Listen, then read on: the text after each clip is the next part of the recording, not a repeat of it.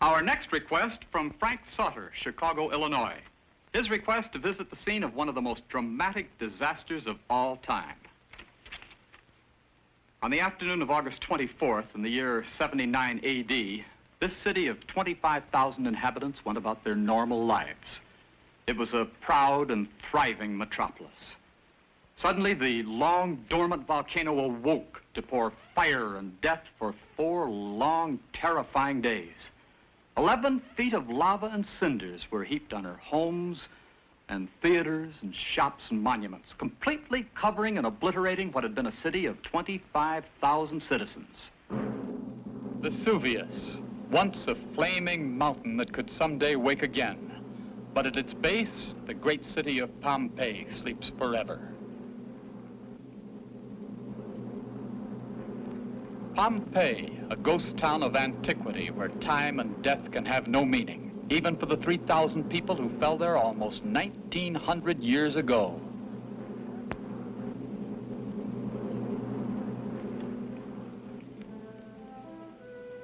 They call me Varius, a slave. While our masters fled the terror, we remained to guard their homes with the old and the sick. Thieves and beggars, too, stayed to plunder Pompeii of its treasures, but the treasures are still here. The gods had abandoned us. Not even the great temple of Apollo with its sacrificial altar was spared. The rites are over.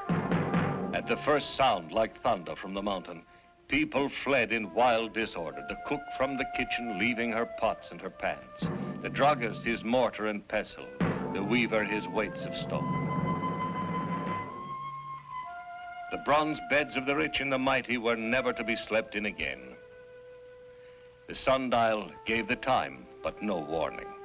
I was serving my mistress, Julia Felice, as she reclined on her triclinium, heaped with soft pillows. Outside, others labored in the Thermopolium, a small cafe where hot wines and honey were served to the throngs who passed on the narrow street, its stone pavement deep rutted by wagon and cart and chariot wheels throughout the years. There was nothing to fear, for who could assail the Roman Empire and our way of life? And how wise Phoebus was to barricade his house against thieves. But Vesuvius honored no man's door. Only that morning I had gone to buy bread at Pompeii's largest bakery. There were 78 loaves left in the ovens when the great disaster came.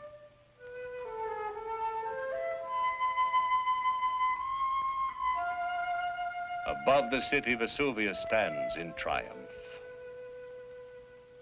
Many times I have passed the Arch of Nero.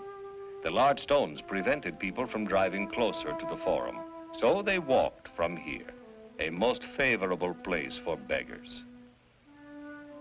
This was the meeting place, the Forum, once surrounded by markets.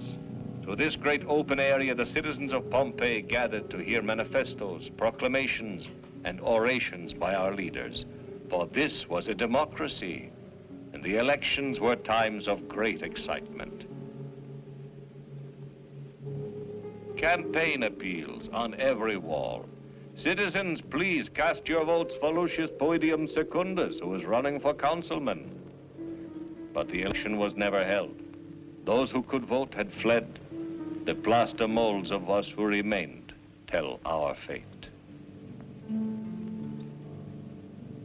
When there was life here, the streets were often filled with water and refuse. The stepping stones were used to get from one side to the other. Look closely at these drinking fountains, and you will see where the stones were worn by people as they bent over to drink. We had such beauty. The gracious house of Vetti, 2 noble brothers, merchants of wine and produce.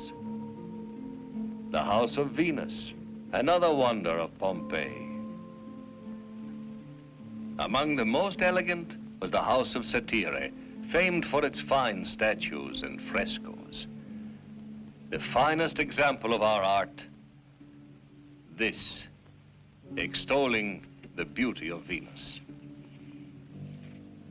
In our palestra, those of good birth came to swim, to enjoy the gardens, and to stroll beneath the shade trees that only we can remember. By the street of plenty, playgoers are told that a canvas will be spread over the audience for protection from the sun. We had 2 theaters. This, the House of Cupidons, was only for the privileged few. I attended my mistress as she sat here at the Odeon, where she often went to enjoy comic and lyric plays. Others of my class were not so fortunate, staying by their tasks at the laundry. Slaves washed the clothes standing in basins and resting their elbows on the edges of stone. And in our dry cleaning establishment, robes were dipped into the large vats to restore their fine color. Food was always to be had at the small street cafes.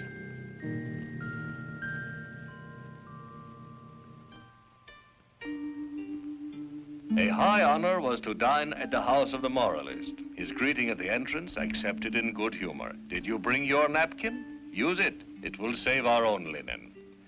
And what city of the empire was without its great arena? Through these gates on festive days came the animals, the gladiators, those who excelled in feats of skill.